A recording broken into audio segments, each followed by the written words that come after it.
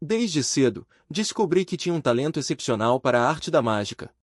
Dediquei-me de corpo e alma, explorando cada técnica, cada truque, até me destacar de verdade. Cheguei a criar um número que acabou sendo adotado por um mágico famoso. Não era exagero dizer que eu era um prodígio. Mas a pergunta que não me saía da cabeça era: como incorporar elementos do ocultismo na minha mágica de ilusionismo?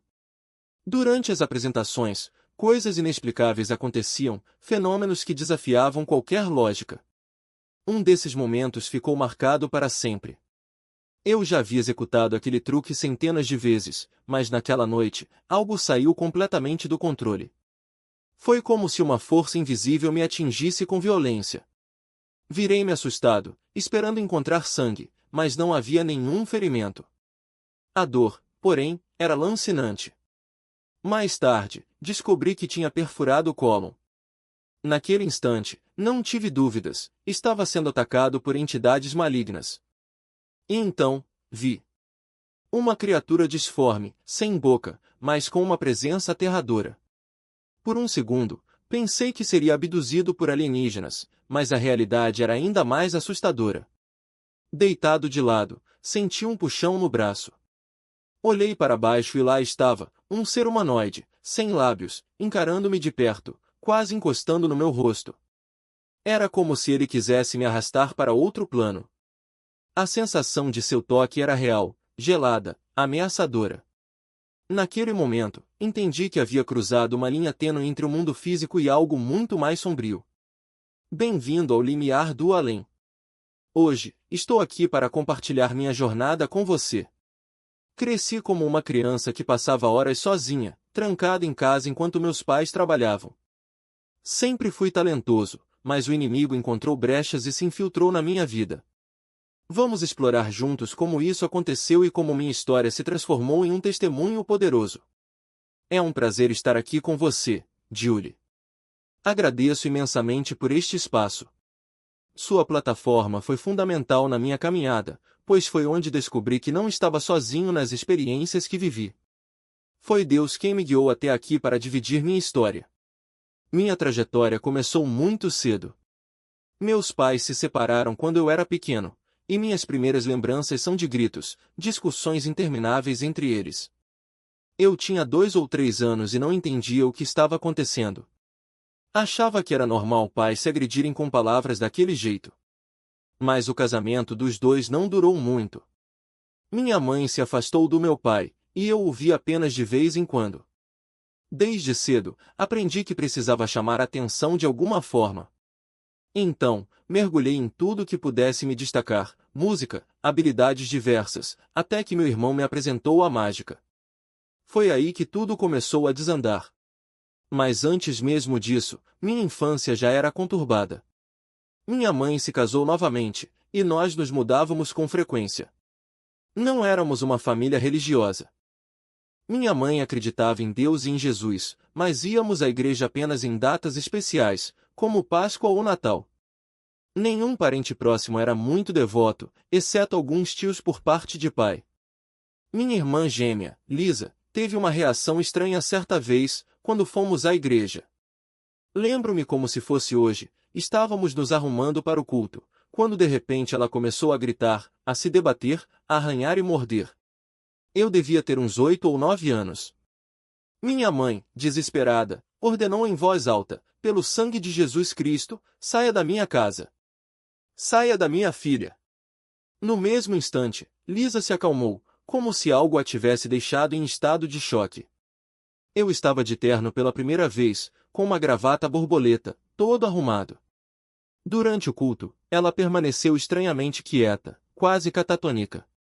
Não me lembro do que foi pregado, mas no caminho de volta para casa, comecei a sentir uma pressão no pescoço, como se algo estivesse me sufocando. Tentei explicar para minha mãe, mas só consegui dizer que não conseguia respirar. Ela sugeriu que eu afrouxasse a gravata e desabotoasse a camisa, mas a sensação só piorou. Cheguei a vomitar de tanto que me sufocava. Quando chegamos em casa, tiramos as roupas de igreja e o assunto foi ignorado. Mas hoje, olhando para trás, entendo que aquilo não foi coincidência. Depois de voltar para Cristo, Passei a enxergar minha história com outros olhos. Naquela época, ainda criança, aprendi que o nome de Jesus tinha poder. Era uma arma contra o mal. E eu precisava dela, porque desde muito novo, coisas horríveis aconteciam comigo à noite. O medo de dormir era constante, pois sabia que algo viria me atacar. Não entendia por que aquilo acontecia, mas descobri que, se invocasse o nome de Jesus, as entidades desapareciam. Essa prática se tornou um ritual noturno. Todas as noites, eu rezava uma oração que aprendi em algum desenho ou filme. Agora me deito para dormir, peço ao Senhor que guarde minha alma. Se eu morrer antes de acordar, peço ao Senhor que a leve. E acrescentava, por favor, não me deixe morrer antes de amanhecer. Isso me trazia um pouco de alívio, mas eu não sabia exatamente o que significava. Por volta dos 8 ou 10 anos, uma vizinha me agrediu sexualmente. Esse episódio abriu portas para comportamentos inadequados, para a luxúria e para uma sexualidade distorcida desde muito cedo. E foi logo depois disso que, magia, a ponto de me tornar quase obsessivo. Cada truque que aprendia, cada ilusão que dominava, era mais um passo em direção àquela validação que eu tanto buscava. Mas, como tudo na minha vida naquela época, aquilo também se transformou em algo maior do que eu. O que começou como um hobby inocente, cartas que desapareciam, moedas que se multiplicavam, logo se tornou uma porta para algo mais sombrio. Meu amigo de escola, aquele que me introduziu ao mundo dos truques, também tinha um interesse peculiar pelo oculto. Ele falava de rituais, de energias, de coisas que eu não entendia direito, mas que me fascinavam. E, como sempre, eu mergulhei de cabeça. Começamos a pesquisar juntos, a procurar livros em sebos, a assistir documentários sobre médiuns e possessões. Eu não sabia na época, mas estava brincando com fogo. E o fogo, como sempre, me consumiu. Uma noite, depois de um show de mágica que fizemos para um grupo de amigos, ele me puxou de lado e disse: "Você já tentou invocar algo de verdade?" Eu ri, nervoso, mas ele insistiu. "Não é brincadeira. Tem coisas que a gente pode fazer que mudam a gente." Ele me mostrou um livro velho, com páginas amareladas e símbolos que pareciam queimar os olhos só de olhar. "Isso aqui é sério", ele sussurrou. "E se a gente tentar, tem que ser com respeito." Ou então. Ele não terminou a frase, mas eu entendi. Claro que tentei. Claro que falhei. Claro que, no fundo, eu sabia que aquilo não era só um jogo. Mas a necessidade de ser aceito, de ser especial, era mais forte do que qualquer medo. Então, numa noite de lua cheia, em um campo abandonado perto da minha casa, acendemos velas, desenhamos símbolos na terra e recitamos palavras que não faziam sentido. Nada aconteceu. Ou pelo menos foi o que eu pensei. Nos dias seguintes, comecei a notar coisas estranhas. Sons no meio da noite, sombras que se moviam quando eu não estava olhando, um peso no peito que me impedia de respirar direito. E então, uma noite, eu vi uma figura parada no canto do meu quarto, escura como a ausência de luz, me observando. Não era um pesadelo. Eu estava acordado. E ela estava lá. Corri para o quarto dos meus pais, tremendo, mas quando voltei com minha mãe, não havia nada. Ela me olhou com aquela expressão de quem não sabia se ria ou se preocupava. "Deve ter sido o vento", ela disse. Mas eu sabia que não era. E, pela primeira vez, entendi que não estava só buscando a aceitação dos outros, eu estava sendo observado por algo que não era humano. Isso me levou a um caminho ainda mais perigoso. Se a magia comum não me dava o que eu queria, talvez a magia de verdade pudesse. Comecei a frequentar lojas de ocultismo, a conversar com pessoas que falavam de espíritos como se fossem velhos conhecidos. Um deles, um homem de olhos vazios e voz calma demais, me disse: "Você tem um domingo. Mas também tem uma maldição." Ele apontou para minha testa, exatamente onde aquela coisa me havia tocado na casa do meu pai. "Isso aqui é um sinal. Alguém ou algo já te marcou." Eu não queria acreditar. Mas as evidências estavam lá. As noites sem dormir, os sussurros que só eu ouvia, a sensação constante de que não estava sozinho. E então, veio o pior, os sonhos. Sonhos em que eu estava em um lugar escuro, cercado por vozes que me chamavam pelo nome, mas não eram vozes de pessoas. Eram vozes que rasgavam a minha mente. E em um deles, eu vi meu pai. Não o pai que eu conhecia, mas uma versão dele, mais jovem, com os olhos vazios e a boca cheia de dentes afiados.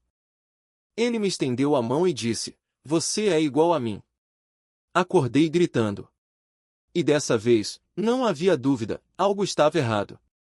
Não era só a minha busca por aceitação, não era só a minha família, não era só a minha própria mente. Havia algo real ali. Algo que me perseguia desde criança, que se alimentava da minha dor, da minha solidão, da minha necessidade de ser amado. E foi aí que eu percebi, eu não podia mais fugir. Se quisesse sobreviver, precisava enfrentar aquilo. Precisava entender de onde vinha, o que queria, e, acima de tudo, como quebrar o ciclo. Porque uma coisa era certa, aquela maldição não era só minha. Ela pertencia à minha família. E se eu não fizesse nada, ela passaria para minha filha. E eu não podia deixar isso acontecer. Não era certo. Algo dentro de mim resistia, mesmo que eu não soubesse nomear o que era. Uma voz baixa, quase sufocada, sussurrava que aquilo não era apenas um jogo de poder, era uma armadilha. Mas eu estava tão envolvido na ilusão de controle, na adrenalina de manipular energias que não entendia, que ignorei. Afinal, eu era o mestre das aparências. Se conseguia enganar plateias inteiras com truques de mágica, por que não enganaria a mim mesmo? Barcelona era linda, mas algo ali me sufocava. O ar pesava, como se as paredes guardassem segredos que eu não queria ouvir. Meu cliente, o satanista, começou a me mostrar rituais pequenos, no início. Uma vela acesa em um canto escuro, um símbolo riscado no chão, palavras sussurradas em uma língua que eu não conhecia. Ele dizia que era apenas foco, intenção. Mas eu sabia, no fundo, que não era só isso. Havia algo mais, algo que se movia nas sombras quando eu fechava os olhos. E, por mais que eu tentasse racionalizar, as coisas começaram a acontecer. Coisas que não tinham explicação. Uma noite, enquanto filmávamos o documentário, a câmera captou algo que não estava lá. Um vulto, uma sombra que se movia sozinha, como se dançasse ao redor do meu cliente. Quando revelei as imagens, ele sorriu. "Você vê", disse, como se aquilo fosse uma prova de que estávamos no caminho certo. Mas eu senti um calafrio. Não era admiração. Era medo. E então veio o pior. Minha filha, Gênesis, começou a ter pesadelos. Sonhos tão vívidos que ela acordava gritando, dizendo que alguém estava no quarto com ela. Julie, minha esposa, tentava acalmá-la, mas eu sabia que não era só imaginação. Uma vez, acordei no meio da noite e a vi parada ao pé da cama, olhando para mim com olhos que não eram dela. Não eram os olhos de uma criança. Eram vazios. E quando ela abriu a boca, a voz que saiu não era dela. Era algo antigo, algo que conhecia meu nome. Foi nesse momento que eu entendi, não estava mais brincando com truques de salão. Estava lidando com forças reais. E elas não estavam do meu lado. O satanista me ofereceu um contrato. Um acordo. Ele disse que, se eu assinasse, teria poder ilimitado, riqueza, influência, tudo o que sempre quis. Mas havia uma condição, eu teria que abrir mão de algo. Algo que eu ainda não sabia o que era. E quando ele me mostrou o papel, vi que não era tinta o que estava escrito ali. Era sangue. Foi aí que eu corri. Peguei minha família e fugimos de Barcelona no meio da noite. Não contei a Julie o que tinha visto, mas ela sabia que algo estava errado. Quando chegamos a Paris, tentei me convencer de que estava exagerando. Que tudo não passava de estresse, de cansaço. Mas então, no hotel, Gênesis acordou novamente. Dessa vez, ela não gritou. Ela sussurrou. "Eles estão vindo, papai." E eu soube que não havia mais para onde fugir. Arrogância que me cegou. Achei que podia controlar tudo o negócio, a família, até mesmo as forças que eu nem entendia direito. Mas a vida não funciona assim. Ela te mostra, sem aviso, Que você não é o dono do jogo. O antiquário era lindo, sim.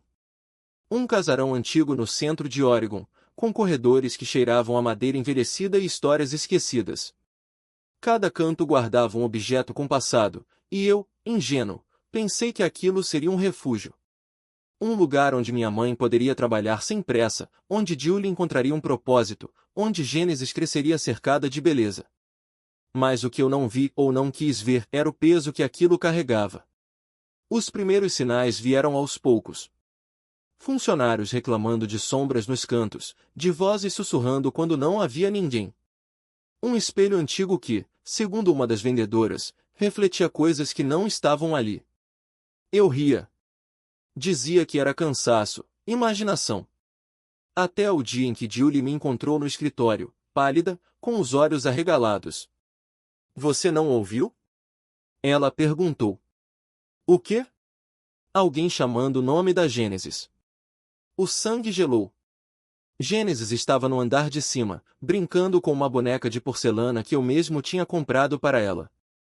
Uma peça dos anos 1800, com olhos de vidro que pareciam seguir você. Julie subiu correndo, eu atrás, e lá estava ela, sentada no chão, balançando a boneca nos braços como se fosse um bebê de verdade. Ela falou comigo, mamãe, disse Gênesis, sem tirar os olhos da boneca. Ela disse que quer ir para casa. A boneca não tinha boca. Foi nesse momento que minha mãe entrou no quarto, com uma expressão que eu nunca tinha visto nela.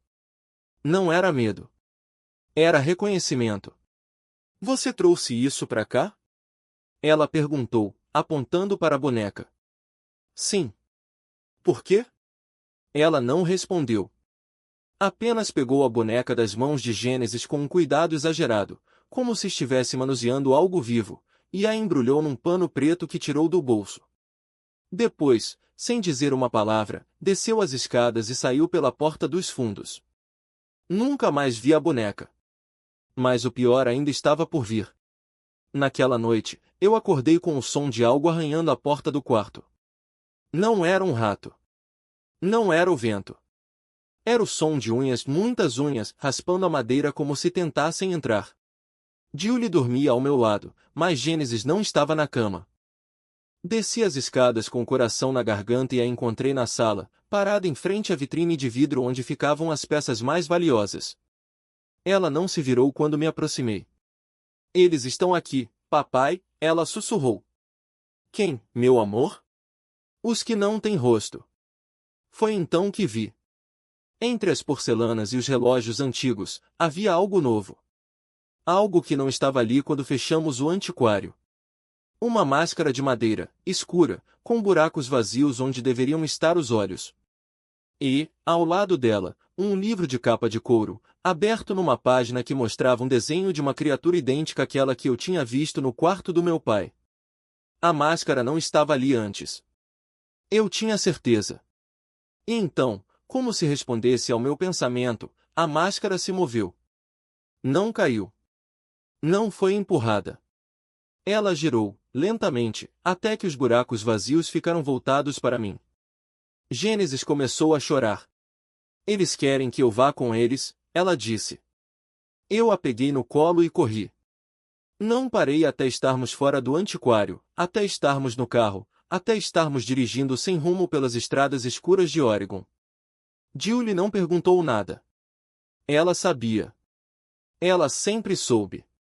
No dia seguinte, coloquei o antiquário à venda. Não houve discussão. Não houve negociação. Eu sabia que, se ficasse, algo muito pior aconteceria. E não era só comigo. Era com elas. Com minha família. Mas a verdade é que não adianta fugir. Não adianta vender, queimar, trancar portas. Eles sempre encontram um jeito. E foi por isso que, depois de tudo, eu entendi uma coisa: não era o lugar que estava amaldiçoado. Era o sangue. Depois que percebi que não era apenas uma refeição. Era uma última chance. Meu pai disse sim, mas eu sabia que ele não entendia o peso do que estava acontecendo. Ninguém entendia. Nem minha esposa, que já tinha feito as malas em silêncio, nem minha filha, que me olhava como se eu fosse um estranho. E eu? Eu estava tão perdido que nem sequer reconhecia o homem no espelho. Aquele rosto marcado pela exaustão, pelos olhos fundos, pela sombra de algo que não era só cansaço, era a derrota. A pior delas, a derrota de quem acreditou que podia vencer sozinho. O dia de ação de graças chegou, e eu me arrastei até a casa do meu pai com a mesma energia de um condenado. Não havia gratidão em mim, só um vazio que crescia a cada passo. Minha filha estava lá, mas não me abraçou. Minha esposa mal me olhou. E meu pai? Ele tentou. Deus sabe que ele tentou. Serviu o peru, fez piadas ruins, perguntou sobre o negócio como se o negócio ainda importasse. Como se alguma daquelas coisas ainda importasse. Foi então que aconteceu. No meio da refeição, senti aquele aperto no peito. Não era como antes, não era só dor. Era como se algo estivesse se enrolando em volta do meu coração, apertando, apertando, até eu não conseguir respirar. Caí da cadeira. Minha filha gritou. Minha esposa correu para o telefone. E meu pai? Ele ficou parado, olhando para mim como se já soubesse. Na ambulância, enquanto as luzes vermelhas giravam e o paramédico me perguntava se eu estava bem, eu ri. Uma risada seca, sem alegria. Bem? Como eu poderia estar bem? Eu tinha passado anos correndo atrás de coisas que não me pertenciam, de vidas que não eram minhas, de uma salvação que nunca viria das minhas próprias mãos. E agora, ali, com o peito em chamas e a certeza de que estava prestes a morrer, eu entendi. Não era o dinheiro. Não era o sucesso. Não era nem mesmo o amor deles, porque eu já tinha perdido isso há muito tempo. Era o orgulho. O mesmo orgulho que me fez acreditar que eu podia controlar tudo, consertar tudo, ser tudo. O mesmo orgulho que me cegou para a única verdade que importava, eu não era Deus. Nunca fui. E então, no silêncio entre um batimento cardíaco e outro, eu ouvi. Não foi uma voz. Não foi um som. Foi algo mais profundo, como se o próprio ar ao meu redor estivesse sussurrando, você não precisa carregar isso. Foi ali que eu quebrei. Não foi um colapso. Foi uma rendição. E pela primeira vez em anos, eu chorei. Não por medo. Não por dor. Mas porque, naquele momento, eu soube que não precisava mais lutar. Que alguém já tinha lutado por mim. Que, no fim das contas, a única coisa que eu sempre tive que fazer era deixar ir, sistema de metas diárias, uma rotina que mantinha minha mente ocupada, mas que também servia como um termômetro da minha própria ansiedade. E então, em um daqueles dias em que o peso do passado parecia mais leve, algo mudou. Não foi um sinal grandioso, nem uma revelação estrondosa. Foi apenas um número. Um número exato, que apareceu na tela do caixa no momento em que eu precisava ouvir uma resposta. Eu tinha acabado de orar em silêncio, pedindo apenas uma confirmação, algo que me dissesse que não estava sozinho nessa batalha.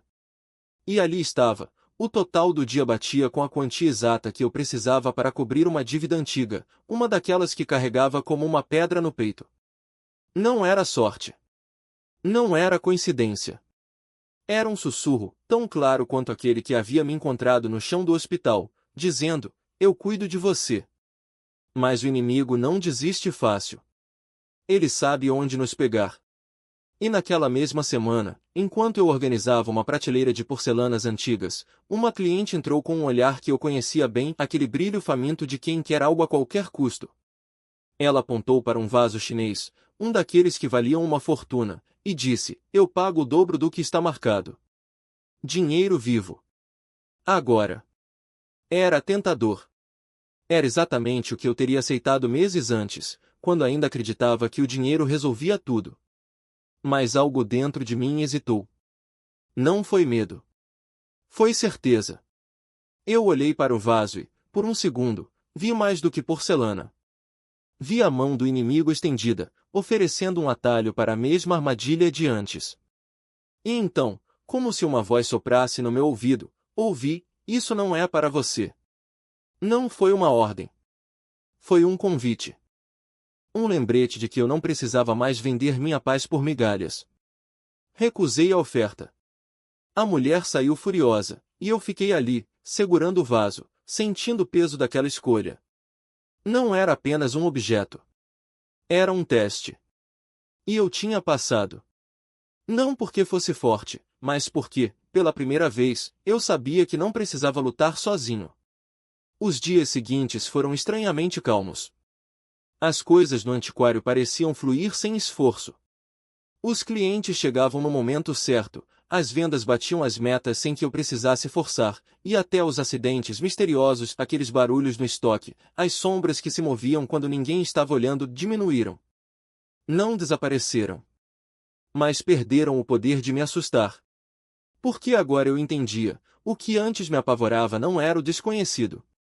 Era o vazio que eu tentava preencher com qualquer coisa: dinheiro, controle, até mesmo medo. E então veio outubro. Como sempre, as coisas ficaram mais agitadas. Objetos caíam sozinhos, portas batiam sem vento, e uma vez, no meio da noite, as luzes piscaram em um padrão que eu jurei ser um código. Mas dessa vez, eu não corri.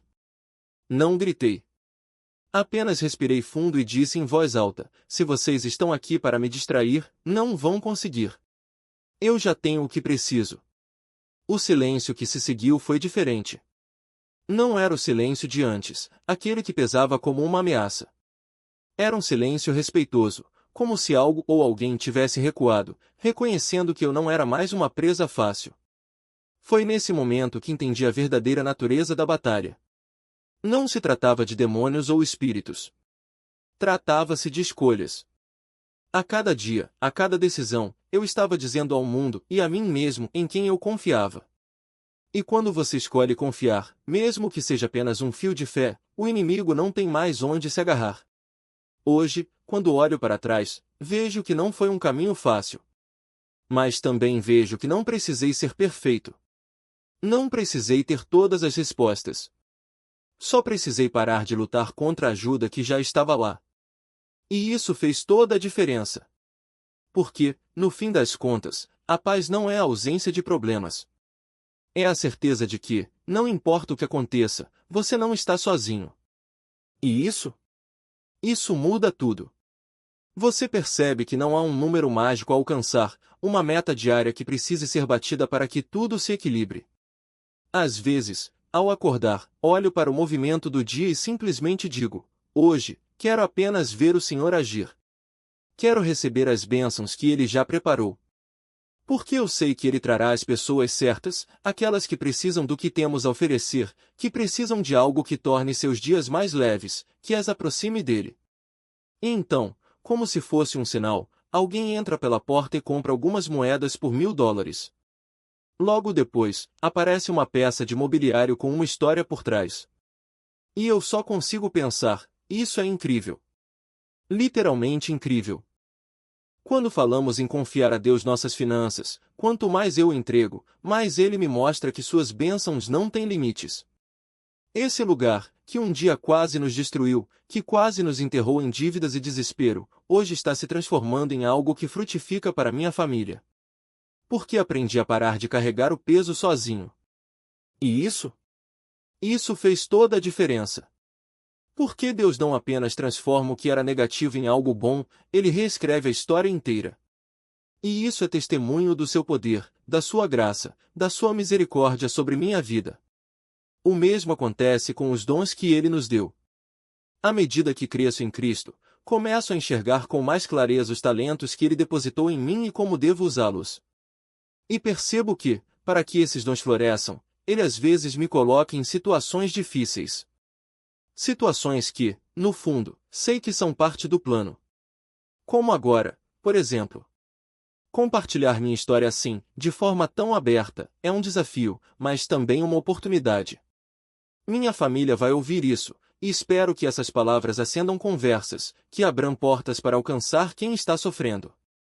Especialmente minha irmã. Eu a amo profundamente, mas ela tem lutado há anos. Uma luta que vai além das drogas, além da dor física. Sinto que há uma opressão espiritual sobre ela, algo que aprende em um ciclo de escuridão. E já houve momentos em que, ao telefone, não era ela falando.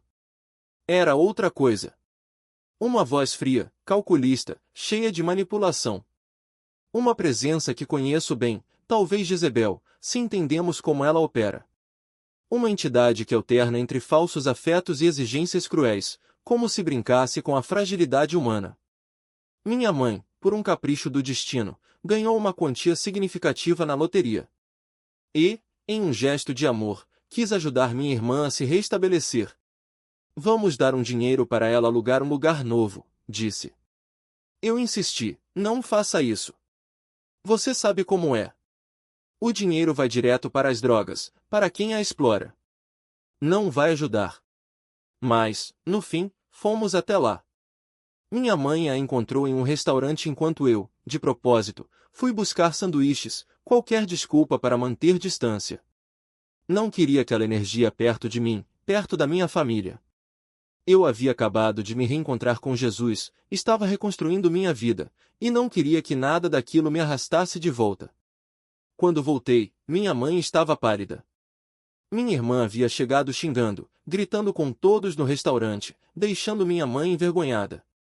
Vocês demoraram demais, vociferou. Depois, exigiu que a levássemos de volta ao hotel. Ao me ver, seus olhos mudaram. Algo nela se fechou, como se uma máscara caísse. Ela se aproximou, rígida, e eu a abracei. O que está acontecendo? Perguntei. Tudo bem, respondeu, mas sua voz não era a dela. No carro, ela ficou no banco de trás, imóvel, dando ordens desconexas, vire à esquerda. Agora à direita. Como se algo a estivesse guiando. E eu, em silêncio, comecei a orar, sangue de Jesus, cubra minha irmã. Liberte-a dessa aflição. Chegamos ao lugar onde ela estava hospedada. Ela não nos deixou entrar. Ficamos no carro, e então um desconhecido apareceu, agressivo. Minha irmã começou a chorar, a implorar por dinheiro, por comida, enquanto seus amigos se aproximavam com olhares famintos. Era como se eu fosse um estranho, como se minha própria irmã não me reconhecesse, apenas uma fonte de recursos a ser explorada. Minha mãe, com o coração partido, deu-lhe um pouco de dinheiro, o suficiente para a comida. E então partimos. No caminho de volta, comecei a me sentir mal. Muito mal. Uma náusea violenta tomou conta de mim, como se algo estivesse sendo arrancado do meu corpo. Tive que parar o carro às margens da estrada, perto de Salem, e vomitei tudo, a comida, a angústia, talvez até aquela energia sombria que havia se agarrado a mim. Não fazia muito tempo que eu tinha passado por uma cirurgia no coração, e o medo de uma complicação me fez considerar chamar uma ambulância. Acabei passando a noite no hospital. Tenho certeza de que foi um ataque. Aquela força demoníaca sobre minha irmã tentou me alcançar, tentou me derrubar. Mas não conseguiu. Eu já havia passado por muita coisa, e agora estava firme em Cristo. Não tenho mais medo. Pelo contrário, sinto que Deus está me chamando para algo maior. Para o ministério de libertação. Já vi, senti e testemunhei o suficiente para saber que o inimigo não tem poder sobre quem está coberto pelo sangue de Jesus. E quanto à minha irmã, como gêmeos, será que há uma conexão espiritual mais profunda entre nós? Uma sensibilidade maior ao que ela vive? É uma pergunta que me faz refletir. Nos últimos anos, nossos encontros foram raros. Saí de casa aos 18 e, por muito tempo, mantive distância. Mas, nas poucas vezes em que a vi, notei sua deterioração. Isso me partia o coração, mas também me assustava. No carro, naquele dia, não senti o que ela estava sentindo, mas soube, com toda certeza, que não era ela. Havia algo mais ali, algo que não pertencia a este mundo. Agora, com a autoridade que tenho em Cristo, sinto que estou sendo preparado para algo maior. Para impor as mãos, para orar por libertação, para ser um instrumento de cura. E, quando olho para minha irmã, sei que não é tarde demais. Deus pode restaurar até o que parece irrecuperável. E eu estarei lá, pronto para lutar por ela, não com minhas próprias forças, mas com o poder daquele que já venceu todas as batalhas. E quanto ao meu pai? Será que chegou o momento de impor as mãos sobre ele também? Sim, eu sinto esse chamado. Mas primeiro, Deus me mostrou que preciso ser um porto seguro para minha irmã. Antes, eu não queria nem olhar para ela. Hoje, porém, o Senhor me abriu os olhos e o coração para recebê-la, para ser a luz que essa família tanto precisou, e que, infelizmente, nunca tivemos. Isso me levou a abraçar o ministério de libertação com tudo o que sou. Não quero apenas a minha restauração, mas a de toda a minha família. Minha outra irmã, meus sobrinhos, todos. Eu anseio pelo dia em que poderei impor as mãos sobre minha irmã e lutar por sua liberdade. E oro para que, quando esse momento chegar, ela me permita. Oro para que não seja tarde demais. O mesmo vale para minha outra irmã e sua família. Primeiro, porém, preciso ser um homem de Deus de verdade, alguém em quem eles possam confiar, alguém que não os julgue, mas que os acolha. Alguém que, quando vierem com dúvidas sobre Cristo, sobre como Ele transformou minha vida, possa estar ali, firme, para ajudá-los a vencer seus próprios demônios. Sim, eu creio. E estaremos orando para que essas sementes sejam plantadas, para que os corações sejam amolecidos e as oportunidades surjam, no nome poderoso de Jesus. Agora, se há uma parte da minha história que mais revela o poder de Deus, é o reencontro com minha esposa e minha filha. Do ponto de vista da minha esposa, ela viu o marido se transformar em um demônio diante dos seus olhos. Eu era um terror. Mesmo escondendo bem o uso das drogas, ela sabia que algo estava errado. E quando ela tentava me alertar, eu usava minha astúcia para enganá-la. Olha, precisamos disso, precisamos daquilo. Eu vivia mergulhado em depressão, em mentiras, em escuridão. E seria tão fácil para ela carregar esse trauma para sempre, jogando na minha cara. Lembra quando você ia para aqueles lugares? Lembra quando você... Mas quando Jesus entrou na minha vida e arrancou de mim o peso da ansiedade, da dependência, da dor, Ele fez algo ainda maior, curou também as feridas dela. Dizer que minha esposa é uma mulher maravilhosa, compreensiva e solidária é pouco. Desde o momento em que decidi largar as drogas e me tornar um marido melhor, um homem de Deus, ela se tornou uma mulher de fé ao meu lado. Mesmo carregando as cicatrizes do que passei, ela nunca as usa contra mim. Minha filha e eu sempre tivemos uma conexão profunda, mesmo nos piores momentos. Foi ela quem me trouxe de volta à igreja, quem me envolveu na música do grupo de louvor. E não é à toa que seu nome é Gênesis, um recomeço. Dizer que Deus operou milagres em meus relacionamentos é pouco. Com minha mãe, então, a transformação foi ainda mais visível. Hoje, temos a relação mais forte que já tivemos. Ela até mora comigo agora, algo que, no passado, teria sido um desastre. Mas Deus trabalhou em nós. E eu oro para que Ele continue agindo, unindo nossa família em Cristo. É incrível. Sou grato por tudo. Por fim, se há uma palavra que o Senhor colocou no meu coração para vocês hoje, é esta: não desistam. Se você está assistindo a este testemunho, é porque Deus quer falar com você. Eu sei que esta mensagem alcançará quem precisa ouvir. Sou grato por ter tido a chance de compartilhar minha história sem medo. E oro para que, se você está passando por algo parecido, se está vendo demônios, se está sendo afligido, se sente que enlouqueceu, saiba que não está sozinho. Há um Deus que o ama, que o aceita e que está pronto para te libertar, se você apenas entregar sua vida a Jesus Cristo. Ele tirou de mim todos os demônios, toda a ansiedade, toda a depressão, toda a dor, todo o medo, toda a astúcia, e fez isso num instante, no momento em que eu me rendi e pedi ajuda. Então, se você já tentou de tudo, experimente Jesus. É o que eu peço por cada um de vocês. E agora, permita-me encerrar com uma oração. Pai Celestial, Espírito Santo, Jesus Cristo, meu Senhor e Salvador. Eu te agradeço por todas as bênçãos, por toda a misericórdia que tens derramado sobre mim, um homem tão perdido, tão mergulhado no pecado, tão infestado pelo mal. Tu me perdoaste, me deste esperança, fé, comunhão, amor e paz. E hoje, eu peço que estendas essa mesma graça àqueles que estão ouvindo. Que, através do meu testemunho, eles saibam que toda ansiedade, toda depressão, todo demônio pode ser aniquilado no momento em que convidam Jesus para suas vidas. Tu és poderoso, Tu és forte. Tu resolves qualquer problema, Tu sustentas os Teus filhos. E eu oro para que abraces com amor todos aqueles que estão aflitos hoje, para que encontrem em Ti a paz e a graça que só Tu podes dar. Em nome de Jesus, o nome acima de todo nome. Amém. Amém. Aleluia.